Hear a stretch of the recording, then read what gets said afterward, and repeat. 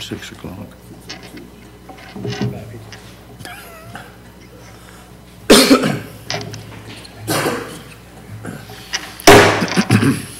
It's 6 o'clock somewhere.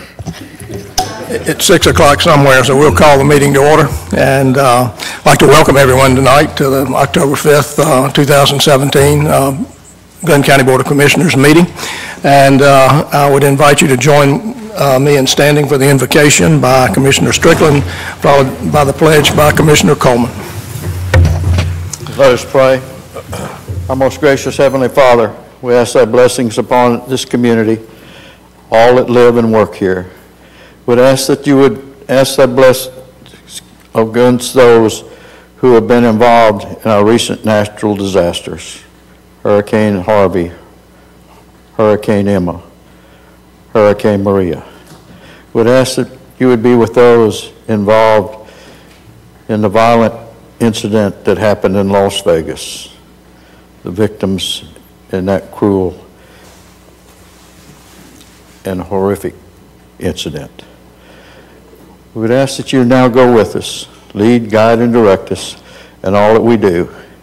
We would ask that you would look after our first responders, both here and abroad. All of these things we ask in thy name. Amen. Amen. To the flag of the United States of America and to the republic for which it stands, one nation, under God, indivisible, with liberty and justice for all. Thank you, Commissioners. Public comment period. We have two public comment periods tonight. I don't see Mr. Smith. Mr. Kilgore, would you like to go ahead and you're speaker number 2, but Jeff Kilgore. And I've just had it confirmed that after about 8 weeks of trying, that an individual who believed that I should sit down and meet with this organization has confirmed that none of you, well, I know Chairman Brunson and County Attorney Mumford were included, but you've turned down the opportunity and to answer some of the questions I've got. So I think the public should know that you're not willing to meet with a constituent about county business. I signed up to speak tonight about an RFP that is on the agenda for approval. I know that Commissioner Murphy is not here. In the Finance Committee, he voted to move this item on to the main agenda. And I'm just shocked and amazed that a man who traveled all over the county talking about we can't do this deficit spending would approve a sole source contract for $170,000, which is 10%, more than 10% of the total project value, with no competitive bid, in contravention of both the state law and your county bid ordinances. Somehow that got 2 votes in the Finance Committee. I'm told that Commissioner Stambaugh was not there, and so I would like to think that someone with business sense might have taken a stronger look at that and tried to enforce the law. Under Georgia state law, anything over $100,000 must be subjected to a competitive bid. Under your own ordinance, this matter should have been subjected to scrutiny, and there should have been a list of approved contractors to whom the RFP would have been sent. Unfortunately, that was not done. Now, I understand in your ordinance that it allows for you to post on the website for 4 weeks a contract and an RFP. But when we vote for you folks and when you put your name on the ballot, we expect you to be good stewards of the taxpayers' money and to do the people's business just like you do your own. Now, I want to know if there's any one of you that's willing to admit that you would enter into a sole source contract to build your home or anything else without talking to other people and to make sure that you're getting the best value for your dollar. I think it's reprehensible and should never have happened. On the ballot, on the agenda tonight, you also have items 15 and 16. Item 15 asks for you to approve $4.7 million of deficit spending. Item 16 asks you to approve another $2 million of deficit spending. When you were campaigning to raise the taxes of the taxpayer, several of you, Commissioner Murphy particularly, I recall, going all over the county and all over the radio and all over the media saying, we can't continue this deficit spending. We must have more revenue. Now, Commissioner Stambaugh and Browning and Coleman questioned, why don't we look at spending rather than doing the knee-jerk reaction and raising the taxes on the people? But you did it anyway. And so now here you've got $7 million, approximately $7 million of deficit spending that's on the consent agenda. I don't know if you were trying to mislead the public when you said that you were opposed to deficit spending, or if you know what this is. But I would ask that you turn down and remove 15 and 16 from the consent agenda, you discuss it, you find out what it is, and you vote it down. And I would also ask that you go back and rebid item number 30 in a competitive bid situation and be proper stewards of the taxpayer money. Thank you. Thank you. Thank you. Mr. Smith, we're about to send a Thank you, Mr. Chairman. out for you. There was an accident on the Torres Causeway. I'm Julian Smith, Buddy Smith. 4 weeks ago, the morning before you ordered mandatory evacuation for Hurricane Irma, I prepared for that storm by ordering a 10 cubic yard dumpster. When it was delivered to my home beside a tidal marsh in St. Simons, I taped on a sign, hope for the best, prepare for the worst. I'm glad to see you've started preparing for future hurricanes. I'm referring to the second item on your consent agenda, the shelter agreement that will allow the Brunswick High School to be used as a refuge during a hurricane for county employees and critical workforce personnel. I commend you for taking that step and hope you will take steps toward identifying places of refuge on the mainland and on the island for citizens who remain in their homes as a hurricane approaches and who then discover they can no longer shelter in place and cannot evacuate and must take refuge on higher ground or in sturdier buildings. On Tuesday evening, at the town hall meeting on St. Simons, I encouraged Commissioner Murphy to ask how many hundreds of residents in attendance did not evacuate from the island as Hurricane Matthew and Irma approached. He declined to do so and said he believed that the results would not be scientific. So let me encourage you to conduct or commission a scientific survey to find out how likely it is that a significant percentage of mainland and island residents will not evacuate for future storms, any future storm. For the record, like many others, I remained in Glynn County for Matthew last year, and I remained in my home on St. Simons for Irma last month and watched the water rise inside. And I doubt I will evacuate for future storms, no matter how threatening they may seem. Do I encourage others to remain in Glynn County to bear witness to storms and their aftermath? Of course not. Do I know what might happen to me and others who don't evacuate? Oh yes, I know. In 1957, as Hurricane Audrey approached the Gulf Coast west of New Orleans, I was a sergeant in the Louisiana National Guard.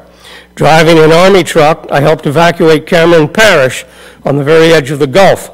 Until the roads flooded too deep for our big trucks, we took evacuees to shelters in Lake Charles, about 30 or 40 miles away. Of the many who refused to evacuate, More than 400 perished in a community with less than 7,000 souls. As soon as Audrey passed inland, we took residents who wanted to return back to Cameron, where we found the storm surge had swept some houses away entirely or had pushed others together like cars in a pileup. Rising above the wreckage was the sturdy parish courthouse, county courthouse, where those taking refuge on the top floor managed to survive. For about a week after that, I helped recover some of the hundreds of bodies from the marshes and bayou country where they were swept miles inland. The remains, many unidentifiable, were placed in simple pine boxes and quickly buried in mass graves dug by bulldozers. So yes, I understand the risk of staying behind. We have not had a disastrous storm surge here in Glynn County since 1898, when nearly 200 died, and we may not have another killer storm in my lifetime or yours, but that storm will come one dark day. I hope you will do as much as possible to educate our community about the relatively minor but very disruptive and expensive flooding caused by Irma last month. A good start would be to share with the public the inundation viewers Alan Ours shared with you in an email last week. Yes, evacuation may be the most certain way to prevent massive loss of life in Glynn County, but it is not the only way. Once again, I urge you to start preparing for those who will not or cannot or do not evacuate. As for me, hope for the best and prepare for the worst. Hope that the obnoxious old professor will be swept away by the next storm, but be prepared for the worst if he returns to offer more unsolicited advice. Thank you, gentlemen. Thank you, Mr. Smith. Okay. Consent agenda. Commissioner Browning. Yeah, Mr. Chairman, I'd like to make a motion to approve. Pardon me, Mr. Chairman, I'd like to make a motion to approve all items on consent agenda, general business and consent agenda finance committee, except for any item any commissioner so wishes to pull. Second. Mr. Chairman, I'd like to pull items 15 and 16 for discussion. All right. Any other items? We have a motion and a second. Any other items that you'd like to pull? Anyone? Okay. We'll item 15 and 16 we'll pull for discussion. And we'll do that right. Oh, I'm sorry. We need to vote on the consent agenda. Any other discussion? All those in favor of the consent agenda with the exception of item 15 and 16 signify by raising your right hand. That is unanimous. Thank you. Commissioner Murphy just texted me. He's trying to get here. As Mr. Smith stated, there's a bad wreck on the causeway. Commissioner Murphy is en route and is held up in I was stuck in that. I was stuck in that. Yeah. All right, item 15. Approve an amendment of the FY18 budget to include prior year budgeted items that were not expended or encumbered in FY16. Ms. Miller?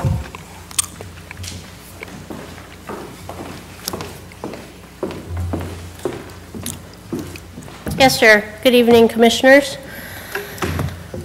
So item number 15 is to approve those items that were already in process, but there were no encumbrances for yet. No purchase orders had been issued yet. This is an item that we bring to you every year, and we have strived this year to cut down the list as much as possible. So do you have any questions? Basically, this is money that was approved to be spent last fiscal year. Correct. The contracts and/or expenditures didn't occur before the end of the FY17, so we're moving them to FY18, correct? Correct, yes, sir. So it's not, in fact, deficit spending, it is not deficit spending. Or additional spending, it's money that was already committed last year, correct? Thank you. Yeah, I just want, actually the reason I pulled them is just to have this discussion because there were some statements made earlier in this meeting room that characterize this as something different than just what you talked about and what Commissioner Stembaugh talked about. People may think that it's new deficit spending. It's not. Every every bit of this was approved by this board for spending. We authorized it. It just didn't get spent in the last fiscal year. So we're moving it forward this year to follow through and do what the board has already voted to do. Is that correct?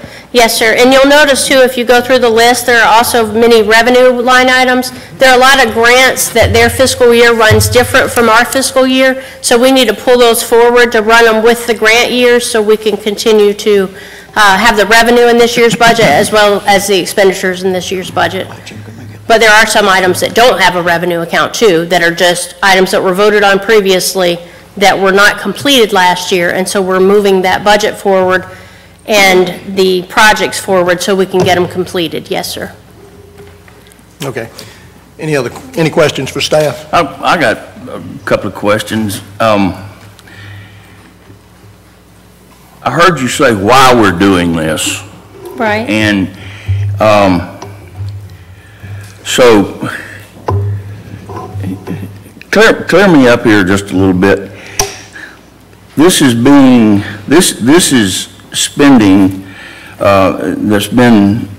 that we've accounted for, but it hasn't actually been paid out yet. Is that a correct statement? Right. The work hasn't been done yet. Okay. And then we're going to add it on to the FY18 budget. That's what this is what the vote's for, to add it on to the FY18 budget? Right. Okay. Isn't that going to increase the budget that we've already voted on by $7-something million? $87 million? No, by the $7 million, the combination of 15 and 16. Right, Okay. so in the general fund, you can see that we've requested to bring forward $620,000 of expenditures, and we've requested to bring forward $434,000 of revenues. So a lot of those are grants that just haven't been done yet. Mm-hmm. And they're reimbursable grants, so until we spend that money, we can't get that revenue back from whomever gave us the grant. So then in some other funds, so that is in general fund. And then in other funds, like the capital projects fund, for example, a lot of those are projects that are ongoing. And you know, in the capital projects funds, that each fund is a self-balancing set of books. So the monies are there waiting for those projects because they've been identified as projects that the board voted to do. So all that we're doing is moving the project and the money forward because we didn't spend it last year. So yes, we are adding it to the budget so we can get them completed this year. We do this every year because of how we have to do our budget. Okay, back to what you just said. Why didn't we spend it last year? Each project has a different region. Different reason. All right, so the one I'm looking at right now is the Blythe Island Regional Park. It's $299,750. Okay. That's for the fishing pier out at Blythe Island. And there were issues with getting the contractor to be able to get the barge, to get the steel down for the project, but each one of these projects has a separate reason why the money didn't get expended. And for each of those, you know, you're welcome to call us and ask on each one, or anyone's welcome to call us and ask. Mm-hmm. But certainly we can give you a reason for every single project that's on here. Okay, I think there was one on there, when there went on there in reference to Denise Grabowski's payment for her services as a consultant. I didn't, why, she's been kind of ongoing. We hadn't been paying her? I'm missing something here. I don't know exactly how to answer the question. Do you recall the amount or? Well, last time I checked, last time I asked, and I think you're the one that sent me the number, you know, what was the balance? This was what, some 30 days or so ago that I asked you to tell me what the balance was on the $95,000 we had set aside to pay her. And it was like a balance of, you know, $11,500. So I'm just using simple math. We allocated $95,000 total, and there's $11,500 balance. So obviously we have been paying her something. I mean, actually, I think maybe does it list her company's name?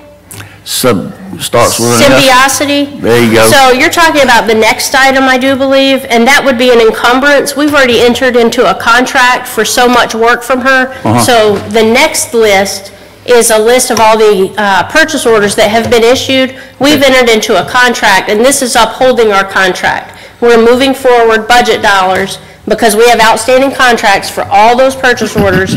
So legally, we are bound to pay that money to her as she is giving services to us. So let me pull up the next list and make sure she is indeed on the next list. And I apologize because in my mind, I consolidated these two items. Oh, that's okay. You know, we pulled both of them at the same time, and both of them have a lot to do with one another, and yes, you're right, that's into the next one. Okay, but that's why, because we have a contract with her. We've issued a purchase order, which is our contract, because we chose to spend that money with her, so we issued that purchase order, but she has not expended all of that, and that work is ongoing. That's why it's on there. Okay, so, but what we're adding to the 2018 budget, we have accounted for. In other words, where's the money coming from? What's going on? So when all is said and done, at the end of a fiscal year, in any company, all the revenues and expenses close into an account. In the real world, it's called retained earnings. In the governmental funds world, it's called fund balance. Okay. So all of those funds go into fund balance. So if we didn't spend that money, then it's going to go into fund balance. But we've issued a contract saying we intend to spend that money.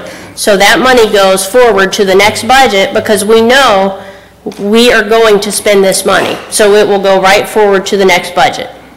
Okay. So it's coming from last year's budget. That's why we call it a carry forward.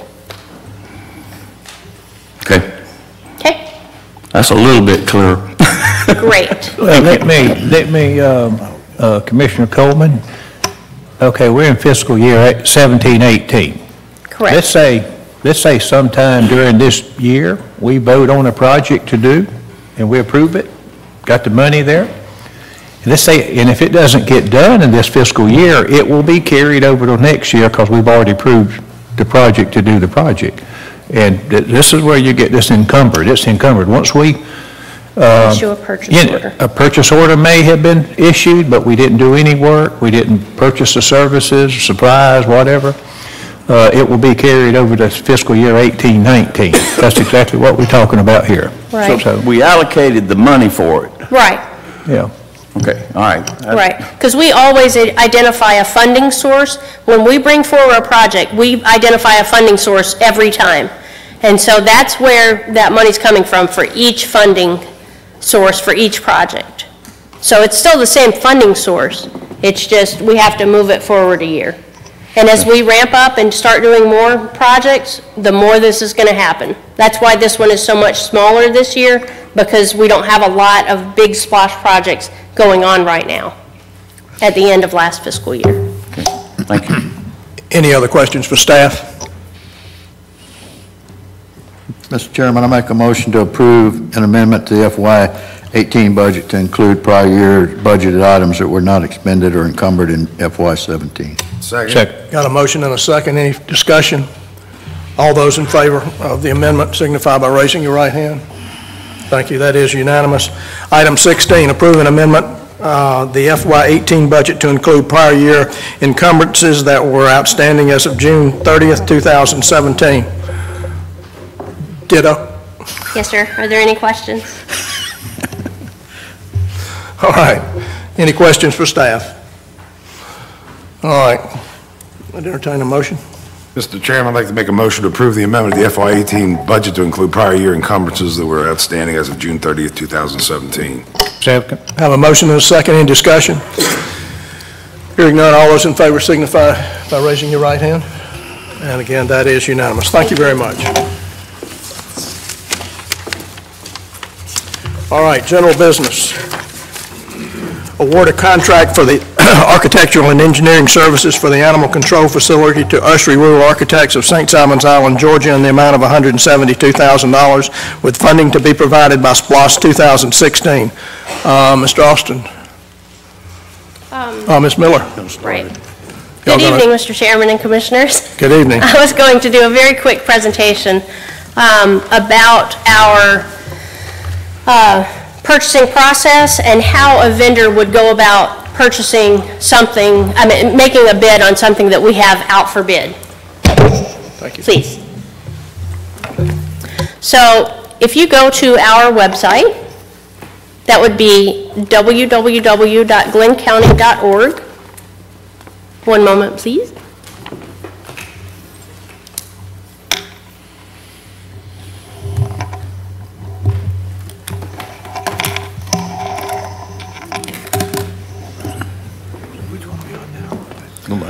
All right, so on our website, you could go here to government, and you see right under government tab, you see bids and RFPs. You could go here. And then you see departments, and if you go under there, you can go straight to purchasing. And under services, you can see bids and purchasing. So any of those, if you click on that, it goes to this page. And under purchasing, you can see the current bid RFP announcements that are out there, or you can go to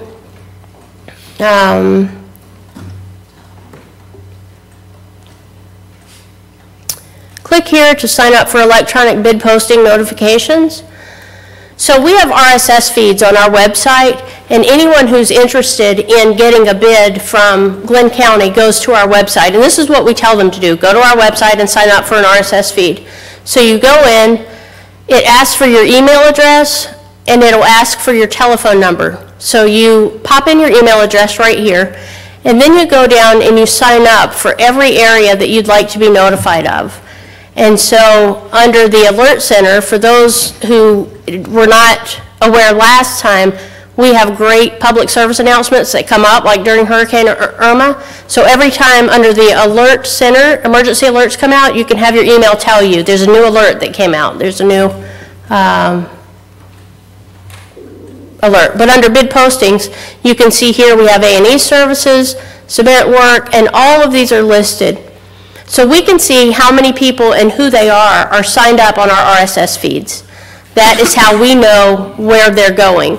So right now, under architect and engineering services, which is this bid that's being discussed right now, we have 449 email addresses that this goes out to. So after it goes out, there's a time that they can go in and they can ask questions for specific items pertaining to the bid. And it must come through the purchasing agent, and then she issues addendums answering all of those questions. And every time an addendum goes out, it goes out to that same group. And it gets into email addresses because we have them, we get them personally as well, so we can make sure our bids are out there and that they're working like they're supposed to. And it gets there like within a minute of when she sends it out for the RSS feed, or when she posts it on the website. But I just wanted to let you know that's how we know that it's out there. Now, we did have someone recently, I can't remember what the bid was, but I think Commissioner Coleman had an issue because we didn't have any local vendors that bid on a project. So we've started advertising in our local newspaper. We advertise 6 times a quarter. So it'll run 6 weeks in a row in the classified section, and it just said, it says if you're interested in any bids, this is how you go on our website and you sign up for our bids. And it says for anything under $25,000, contacts department directly. But we're just trying to be more responsive, but we've tried to adapt to technology. And we're certainly reaching a lot more people than can get this, you know, if we were to just put it in our local newspaper. And I'll give you one more example. When we sent out a bid recently that had to do with defined benefit plans and their design and consulting services, I got a call the next day from someone in Seattle who writes a paper for defined benefit pension plans. And so he wanted to let all of his subscribers know this was out there, and so he picked it up and he wrote an article about it. He wanted to know a lot of the specifics about our plan. But it is getting out there, and we are reaching a lot of people. I just thought I would let you know, because I don't know that everyone, because we don't deal with this every day. I'm sure if you don't have a company that bids on this, you don't know this is how we do business. Are there any questions? Would it be fair to assume that the Dodge report picks this up off of our website? Absolutely. And takes it to their market, which is the planet of the Earth? Correct. Do we ever do any research when you get into a specialized program, something that's kind of out of the ordinary, like an animal control facility? Do we ever do a little research to see if there are A&E firms out there that specialize in this or advertise that this is something that they do on a regular basis? We do not normally do that, simply because we do not have the staff time to do that. Right. We put it out on our website and we just blast it out. We don't contact people directly because we don't want the question of, well, why did you contact them and not them? So we don't contact people directly. We've made it a practice not to. Unless we are asked to send it to local people, we will go to our database, whoever has a business license, like banking services. We did that recently, and we sent it out by snail mail to all of our banking services vendors in the county. No, and I can understand that at a normal course. My concern is we only got one bid. But the thousands of vendors you say we reach, we got Right. one bid on this. Right. At that point, my concern is that by simply saying, well, that's all we got, when you're talking about a specialized deal, I would like to see us do a little research. And if you're on the internet, you type in A&E or you type in engineering firms, animal control, you're going to find a whole listing of people that do this on a regular basis all over the country. So since we only got one bid, I think it would behoove the county to reach out to 4 or 5 or 6 different of these groups and ask if they're interested in bidding something like this and find out and maybe rebid the contract. Now, I understand not doing that on every single contract. 2 years ago, I received a call from the Department of Defense. They had bid out a P3 Orion contract. They got one bid. We were still in their database from back in the 80s. They actually contacted us and several other companies that did this on these older airplanes and said, would you be interested in bidding? Because we only got one bid. We have nothing to gauge this on. We told them, yeah, that'd be fine. They sent us a bid. They rebid it, and they sent out the RFQ. That's what I'm advocating with this, is that we go back out and do a little research, and if we get the same results, we get the same results. But with just the one bid, my concern is that it's just too easy to just go ahead and take that when we may not be getting the best value. The bid we have, we don't know if it's too high, too low, or just right. We don't have a clue. If it's underbid, we may have issues with that too. So that's my concern. Right.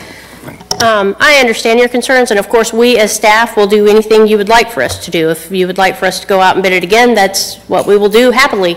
But I did want to make sure that you knew that's our process and that this is how we do this. I'll let you know too, we got a phone call from someone else who was interested in bidding, and they stated that they were not going to bid because they simply felt like it was set up for failure. It was just too big a project, and there was just not enough funding for it, and they didn't feel like they could do that. It was a firm out of Savannah, I do believe.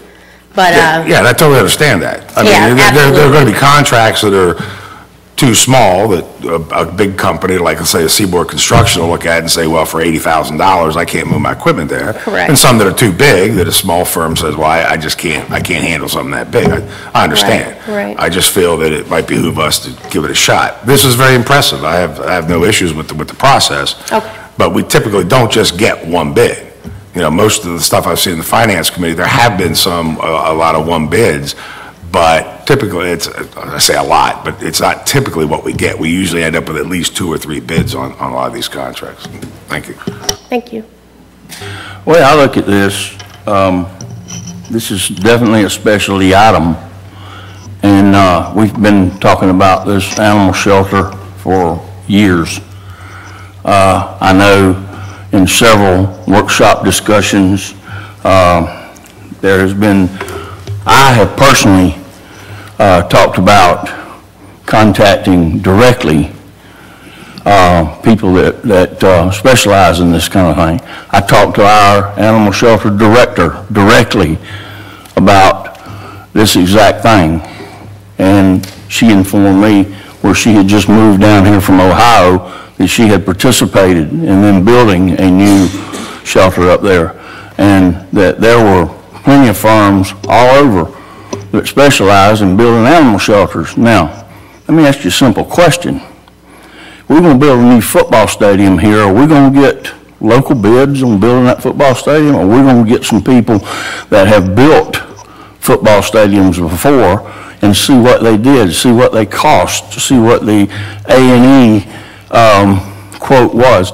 We have nothing here whatsoever, as Commissioner Stambaugh said, to compare with.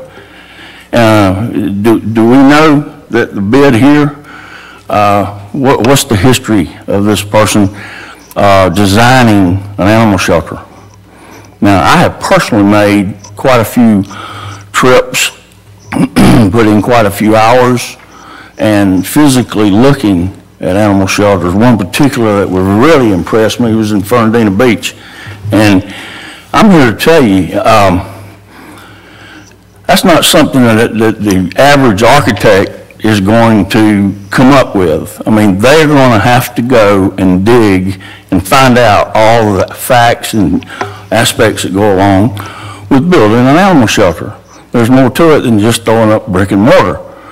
And when you take all this stuff in consideration, I just don't see how in the world we could have a specialty item like this and expect the taxpayers to pay for it when I don't believe we have done the homework that we needed to do to get some comparable bids here. I'm just, I don't know. I certainly want to, you wouldn't go out and build your new house without a comparable bid. You're not going to just go with one guy. That just doesn't make sense. So anyway, I'm certainly for putting this back out for bid and do the extra step and make sure that we're getting, what we're asking for here. That was in the conversation on more than one occasion with Mr. Hours and Mr. Powell. And both of them have acknowledged that, and I've talked to both of them about it. So, and I have never been told that that's not what y'all do. I asked them specifically, we need to get some specific people that specialize in animal shelters. And where did I get this idea? From our animal shelter director. Thank you. Thank you, Commissioner. Commissioner Browning? Oh, I'm sorry, Commissioner Booker? Yeah, I just had a couple questions. I understand the process, but to me it seems like we may need to insert something, and you all probably need some direction from us, that we go back out to architects who have done this before, because if we go with this group and there's something missing just because they haven't done it before, and then there's a change order wherein, if we put it out with somebody who had done it before, it might even cost us a little more than what this bid is, but it may save us later in a change order. So that's my concern, and I don't think it would violate the spirit of us not going after folk and worrying about if somebody is saying that, we didn't invite everybody in the world that's ever designed an animal shelter. But if we pick 10 and put it back out, then I think that would be prudent for us to maybe save money down the road. Thank you, Commissioner. Commissioner Browning. Thank you, Mr. Chairman. Tanya, way before I ever thought about running for Glynn County Board of Commissioners, I was a contractor and for 42 years, and way before you came to Glynn County, and I got our company qualified to bid work that Glynn County put out years ago. The process that is in place in Glynn County is pretty much the same process that at every level of government that you'll find in every state, including the federal government, all across this country. It's a process that everybody has picked up on because it is transparent. It seeks competitiveness in the quotes. It's a legal process, contrary to what we heard here today, statements made that somehow the board is disregarding their oath of office and maybe doing something illegal. I want the people here to know, and anybody listening in to know, that is not even anywhere close to being what the facts are. And when you go out for competitive bids in the process that's in place, and again, the same process that other communities across this country, every state, and our federal government uses for most of the bidding. When I say most of it, because there are circumstances where they have to reach out for on projects where maybe they desire a particular expertise, then they go to sole source. This was not a sole source. It was mentioned this is a sole source. It is not a sole source bid. This was a public competitive bid. The fact that only one contractor bid on it doesn't make it a sole source. It may be a single contractor turned in a bid, but ladies and gentlemen of the public in Glynn County, I want you to know that some of the folks that are talking about sole source, they have been a party to voting on 20 bids here in Glynn County in a little over the last year, 20 bids where 11 of those were a single bid, only one person, one company bid them, and 9, we only had 2. I don't know how we force or how we get other people that don't want to bid work to not bid the work.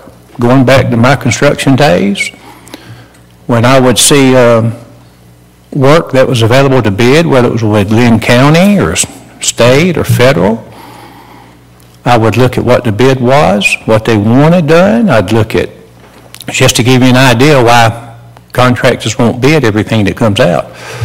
I may have had so much work going on, I couldn't take on another job with the resources I had available. Just couldn't do it. There were times that I wanted work so badly, I bid everything that I saw, including, Glynn County. Seems that every time I bid work like that, there were 30 other people bidding, okay? So sometimes there's a lot of folks that bid, sometimes they don't. But how you go out, when we start reaching out and asking 3 or 4 contractors to bid our work, we're going to have 10 or 15 call us and want to know why we didn't reach out to them. We are going to catch it on that side. We are going to have somebody say, well, I know a contractor that's as good as these folks, and you didn't reach out to them. And when we go down that road, I think we're making a big mistake. Now, it was mentioned that this was not a competitive bid, what we did here. What we did here was we went out in a competitive bid process. We went out at a competitive bid process. And that process allows for anybody and everybody that's qualified to bid our work to put a bid in. Is that not right? Yes, sir. And those that decided to put a bid in did that, didn't they? We didn't encourage some over others to bid it. all right? And you stated that we had one contractor from Savannah call you, said they're interested, but they're not. Right. I won't retell that. They could have bid it if they'd wanted to, but they made a judgment call not to. But at the end of the day, they had that opportunity to bid and turn in what they would think is a competitive bid. Did they not? They did, yes, sir. Okay. So, I don't know how you make people like that turn in a bid, but that was their reason. That was their reason. So we have a competitive bid process in place. People all over the world, if they know how to go to glenncounty.org, they'll find those 3 places up there, and it's very easy to do. I know an old guy like me 20 years ago could find them, you know, and I'm a dinosaur when it comes to computers. But if somebody is in a business that is a business for profit, and they've got to make a living, and a lot of it is doing business with county, state, federal, or other entities, companies, I guarantee you they know where to go look and see these bids are out there. And they'll tune in and they'll bid when it suits their needs. You know, they don't bid to suit our needs. They bid to suit their needs. But I just want to say that we have a good process. The bid that we received, from what I know about the A&E bidder, they're well qualified. They're well qualified to design this animal control facility. They're more than qualified to do it. I never heard of the outfit before until I became a commissioner, but I've seen their work in different projects in Glynn County, and they do a great job. Glynn County has got some great facilities, and we'd probably be more than happy to show the public some of them if they call and want to go out and see some of the design and the work that's been done that they designed. But they can design an animal control facility. I have no problems with it at all. Now, there is an issue here of good faith that we should always practice. When we ask the public to turn in a bid that's going to be opened in a public opening, when we ask companies to go bid something competitively, and they do that, and we open their price, their bid, and we announce it to the world, we better have a good reason to go back and rebid it. Their price is out there. Their price is a target now. And it is not fair, and I don't think it's ethical, because we didn't get 2 or 3 bids, to hang their price up there in public and ask everybody else now to come bid this project. I think we have a duty to do our part, and our part is when we say, here's a bid, here's an RFQ, bid it, we're going to award it, okay? If it doesn't look too far out of line, and our staff has been in business long enough to understand percentages and what's in line and what's not in line, and I guarantee you, if this thing had been out of line, staff would have said something. We have a great staff, and they're experienced, they know what they're doing. But when we go out and start taking bids, and we just decide today that we're not going to accept whoever's bid because it was the only bid, that's not good enough in my book. Just because it's the only bid, it's not good enough. Unless we substantially change the scope of work or there's some other mitigating factor, I think we should do our part and live up to our end of the deal and make the right decision. So, but as far as I'm concerned, it's all legal, whether it's local ordinances, state law, federal law, everything that's been done here is legal. There is no illegalities taking place here. So, thank you, Tanya. Thank you, Commissioners. Any other questions or comments to Ms. Miller? Yeah, just one more real quick one. Have we never rebid a contract when we only got one bid?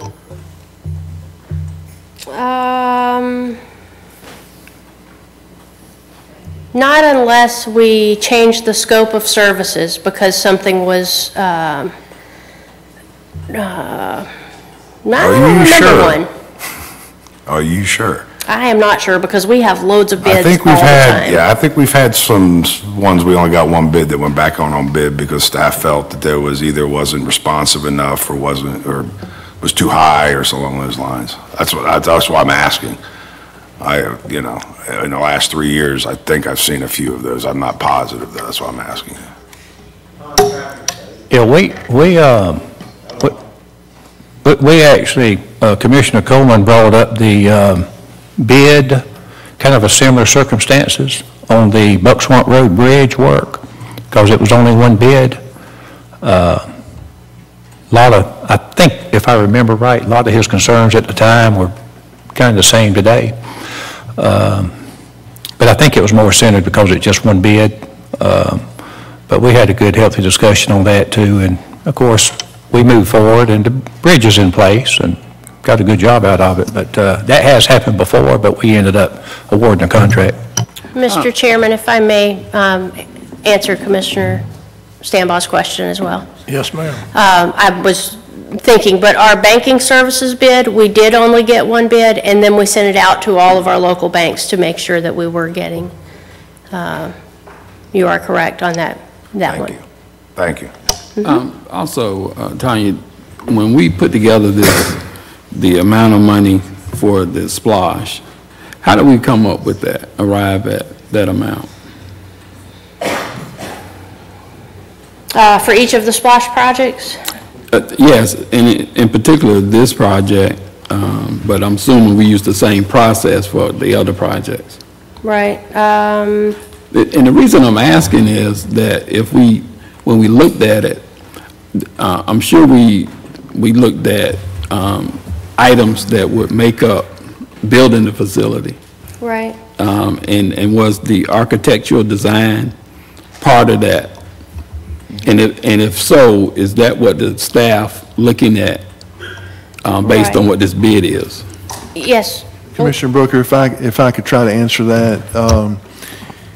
So if you look at whether it's SPLOST projects or capital projects in general, county staff in that respective area looks at the cost of not only design but construction as well. Typically, our facilities maintenance team, they will go out and talk with contractors and try to determine a reasonable estimate.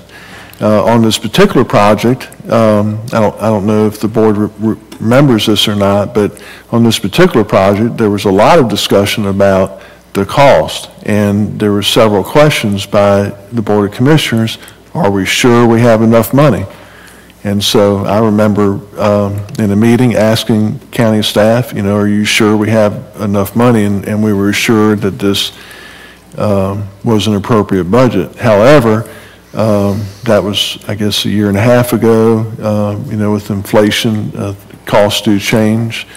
But that's how we arrive at the costs. Typically with construction projects, our facilities maintenance manager goes out and talks with contractors and tries to get the best idea he can on what the projects will cost. So we had some idea about the design costs when we were making up what the overall cost would be to put into the splosh. Yeah, yes, sir. Typically design costs, the lower amount, the higher the fee. The higher the amount on a percentage basis, the lower the percentage, fee. Is just all relative to the size and scope of the project. Our county staff believe that the 10 to 11% fee range for this is industry standard and is appropriate for the project. Mr. Howard, just for the record, the commission did vote on all RFPs for SPLOST 2016, did we not? Yes, sir. The board voted to authorize county staff for SPLOST projects to send out, requests for proposals or bids, whatever the case may be. You did provide that authorization. Thank you. Mr. Austin, looks like you have jumped into the fray here. I just can't. I've got nothing to add. You're all doing fine. No.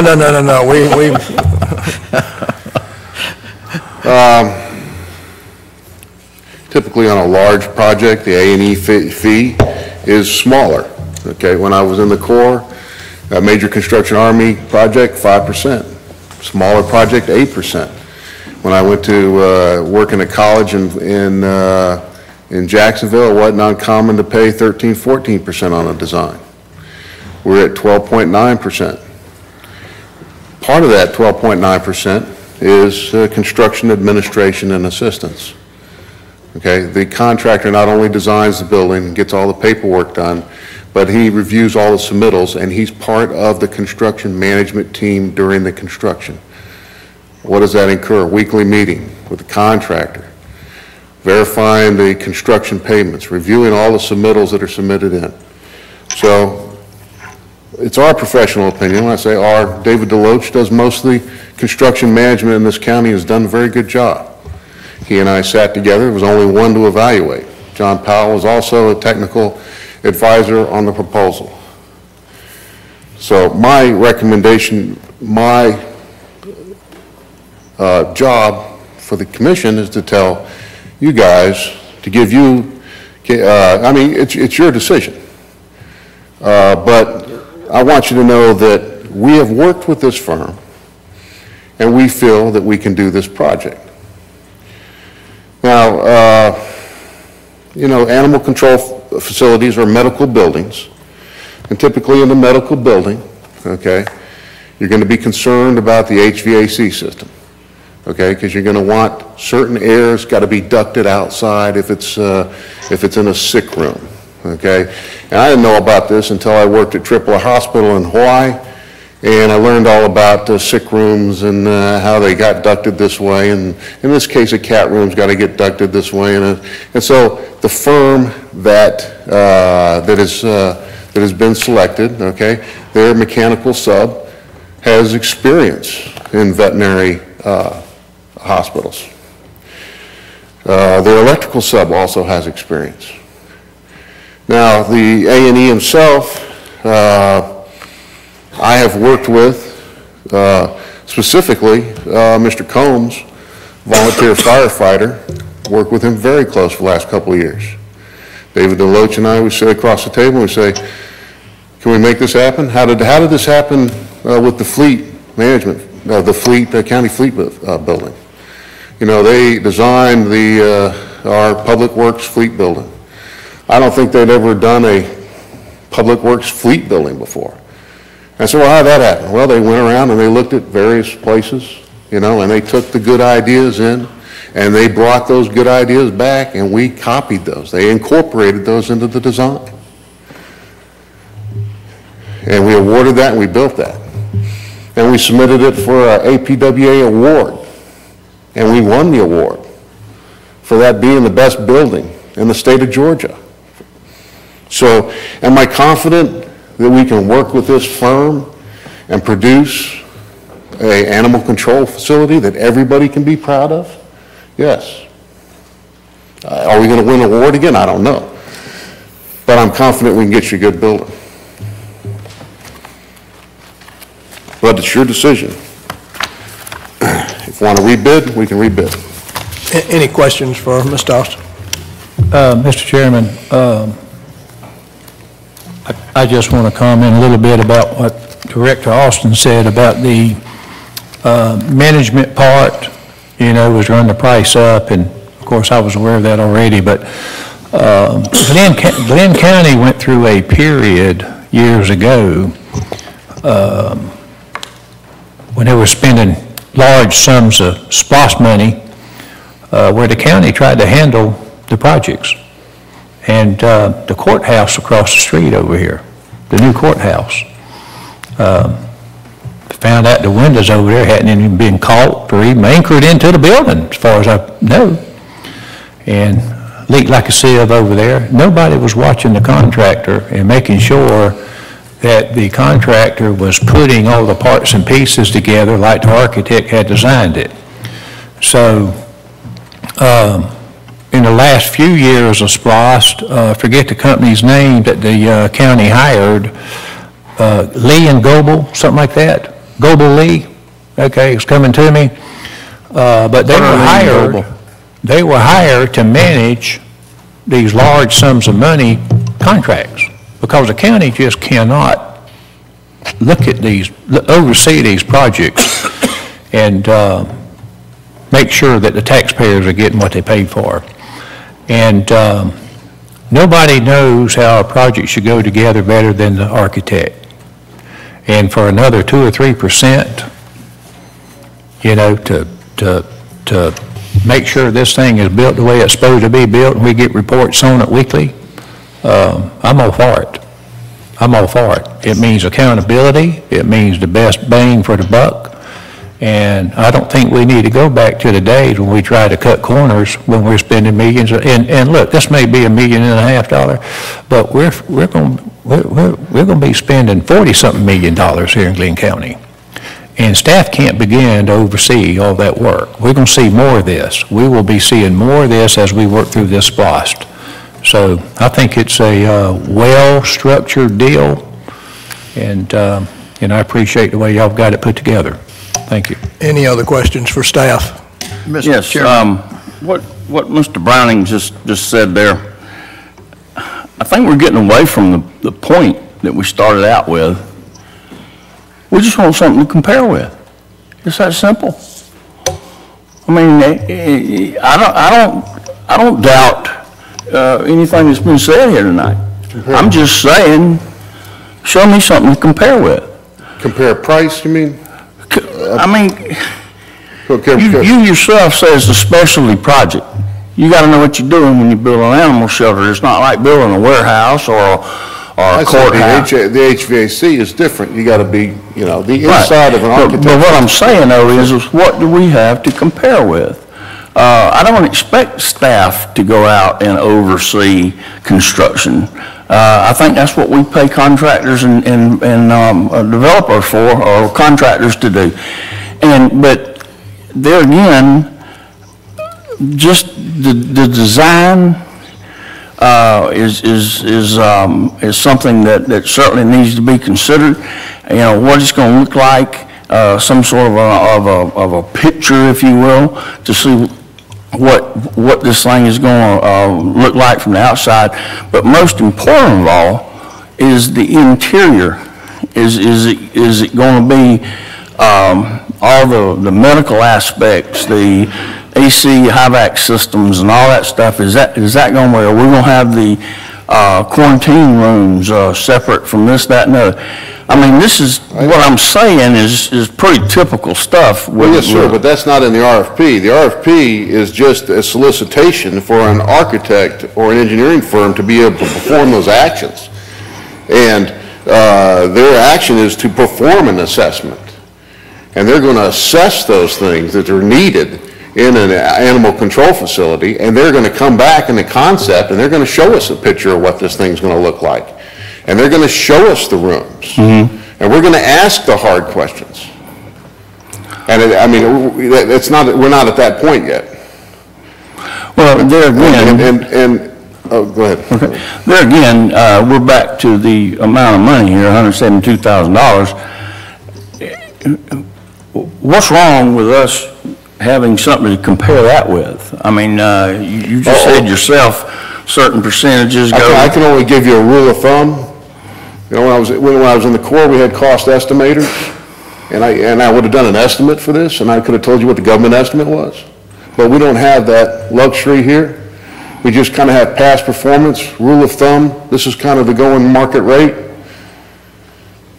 So, I mean, well, let me ask you. You just said the going market rate. Have you or anybody else checked to see where 5,000 or close to 5,000 square foot animal shelter's been built anywhere around, and compared to the construction cost and all of it? I mean, what do we have to compare with? That's what I'm asking. And what I've heard here tonight, we don't have anything to compare with, and I don't understand why. I mean, are we in a big hurry for this? Do we not want to do this right? This is something that's going to be, this is something that's going to be around for a while. You only build one animal shelter. Yes, sir. And I just feel like that you really need to have some people that can give you different sides of the story, if you will, okay? And you get one guy or one firm to say, this is it, this is what we've come up with, this, and this, and this, and that costs this and that. Okay, well, what's the matter with having another guy step up there and do the same thing? I don't understand what's the big push for one bid. I'm kind of There's no push for one bid. That's your decision. All I'm doing is evaluating the bid that we received. All right, and I'm telling you that we can work with this firm and give you the kind of product you want. The only rush we have is I've got 34 SPLOST projects to do. I've got 2 people that are working on those.